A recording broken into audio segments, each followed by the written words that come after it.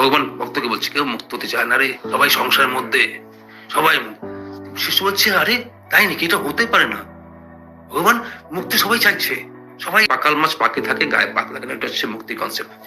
তো বলছে, ভক্ত বলছে না প্রভু সবাই মুক্তি চায়, জিজ্ঞেস কর, সবাইকে জিজ্ঞেস করছে, কেউ না চাই না, চাই না, চাই না। ভগবান রেডি ভক্তকে মুক্তি দেওয়ার, চাই না, চাই না। সব মানুষ থেকে শুরু করে পশু প্রাণীর থেকেও বলছে তোরা মুক্তি চাস, বাঘকে বলছে, সিংহকে বলছে, মানুষদেরকে বলছে কেউ চায়, লাগে না, লাগে না বলছে, হরাক বলছে, শুয়োর বলছে লাগে।